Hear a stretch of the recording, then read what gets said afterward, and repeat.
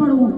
अब तहारत का ये आलम है, इस्तकामत का ये आलम है कि जिस माहौल में पल रहे हैं वहाँ सोचिए इमामत के फ्यूज व बरक़ात है, तहारत की रोशनी है, जिसकी बहन की चादर तत्हीर की हो, जिसके भाइयों के कसीदे नबियों का सरदार पढ़े, जिसके बाबा के कसीदे कुरान में बयान हो, उसकी शान कितनी बुलंद होगी।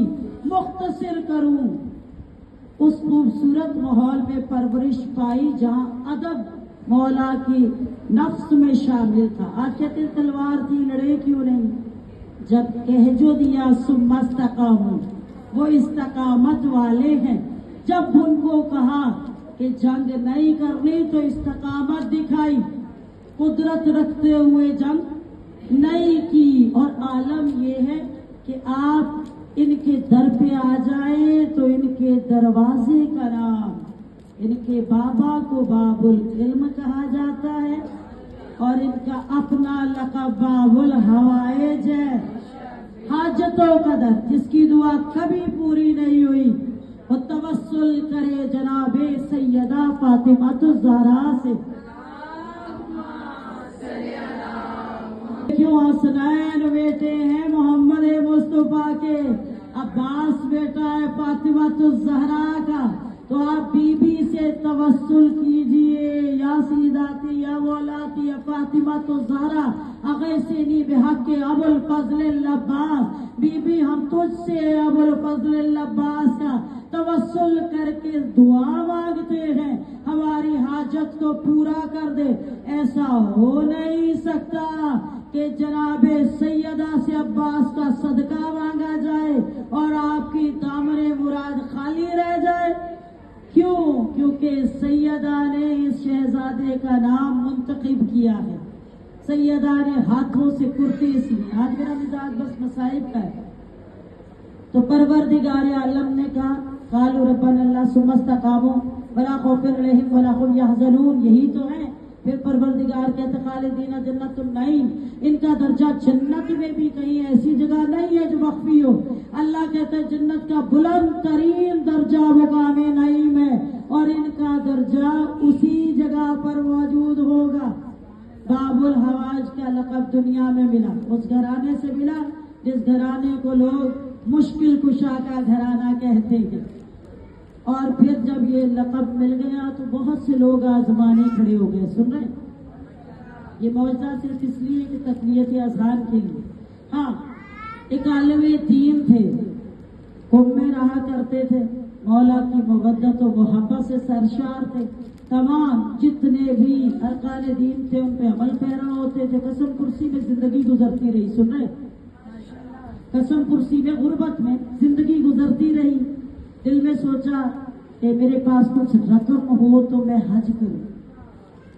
फिर दोबारा जहन में सोचा मेरे पास कुछ रकम हो तो अपने औलाद के लिए घर बना के दे जाऊं।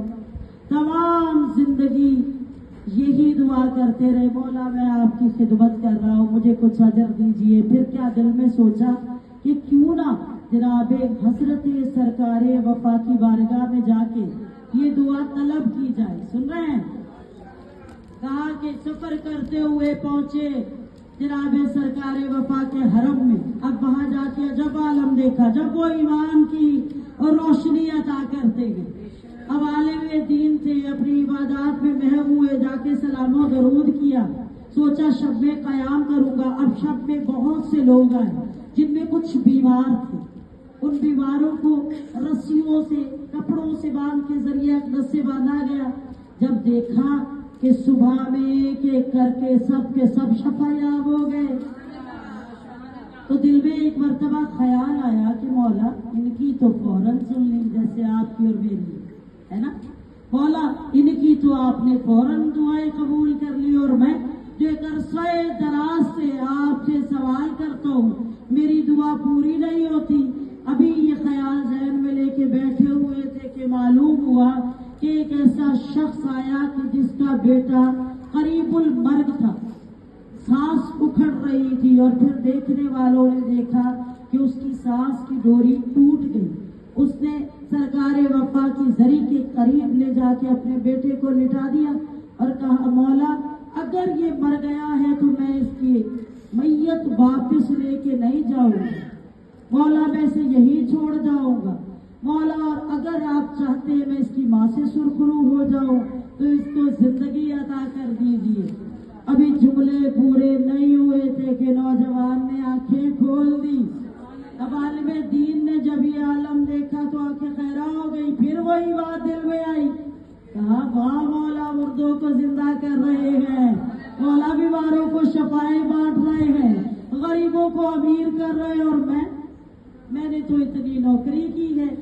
اب دل میں یہ خیال لے کے تیسرے دن روانہ ہوئے نجف کے لیے کہ اب جناب امیر کے در پہ جا کے سجدہ کروں۔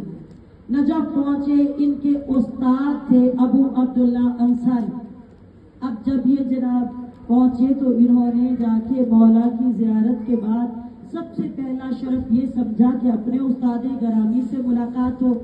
اب بابت دریافت کی کہ ابو عبداللہ انصاری اپنے گھر موجود ہے۔ گھر پہ پہنچے تو انہوں نے کہا کہ ابھی کچھ وقت پہلے ہی جناب امیر کے حرم میں تشریف لے گئے تھے، یہ واپس پلٹے، دیکھا کہ صحن میں استاد گرامی سے ملاقات ہو گئی، قدموں پہ ہاتھ رکھ دیا، ایک مرتبہ آنکھوں میں آنسو بھر کے کہا ہمیشہ کی طرح کربلا سے ہو کے آیا ہوں، باب الحوائج کے در سے ہو کے جناب امیر کے پاس سجدہ دینے کے لیے آیا ہوں۔ ابو عبداللہ انصاری نے کہا تجھ سے میں نے تیرا سفر نامہ کب پوچھا ہے؟ سن رہے؟ کہا تجھ سے میں نے سفر نامہ پوچھا ہے؟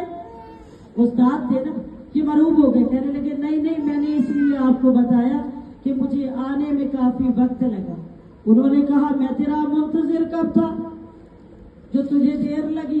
اب جب استاد کی یہ تیور دیکھے تو ہاتھ جوڑ کے کہا آپ اس طرح کیوں گفتار کر رہے ہیں، کوئی کوتاہی ہو گئی؟ کہا مجھ سے باتیں مت کر، جو تجھے چاہیے میں نے تیرا وہ کام کرنا ہے۔ کہا کیا چاہیے؟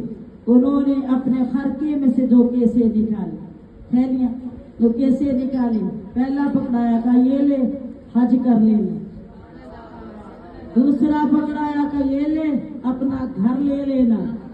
اب استاد کے چہرے کو دیکھا، باعث سے شرم کبھی کسی سے کہا تو تھا نہیں کہ مجھے حج کرنے کا شوق ہے، باعث سے شرم کبھی کسی سے یہ بھی حاجت نہ بتائی کہ میرا گھر نہیں ہے، حیرت زدہ ہو گئے۔ کہا استاد گرامی آپ کو کس نے خبر دے دی کہ مجھے گھر چاہیے، مجھے حج کی تمنا ہے؟ انہوں نے ایک مرتبہ چہرے کی طرف دیکھا اور دیکھ کے کہا جانتے ہو تم 3 دن پہلے مولا کے حرم میں آئے تھے؟ کہا 3 دن پہلے میں شب میں عبادت کر رہا تھا کہ میرے دروازے پہ دق الباب ہوئی، اور جب میں نے دروازہ کھولا تو گھوڑے پہ ایک سوار ہستی تھی جن کے بازو بریدہ تھے، جنہوں نے ایک مرتبہ پکار کے کہا ابو عبداللہ ہم تجھے 2 کیسے دیے جاتے ہیں، تیرا شاگرد آئے تو اسے کہنا حج بھی کر لے، گھر بھی خرید لے۔ کہا جب میں نے اپنے ہاتھوں میں یہ تھیلیاں دیکھی اور دوبارہ سلام کی غرض سے نظر جو اٹھائی میری آنکھوں سے مخفی ہو گئے۔ جب یہ جملے سنے دھاڑے مارنے لگے، رو کے کہا میں ہرگز ایسا نہیں چاہتا تھا۔ ابو عبداللہ نے کہا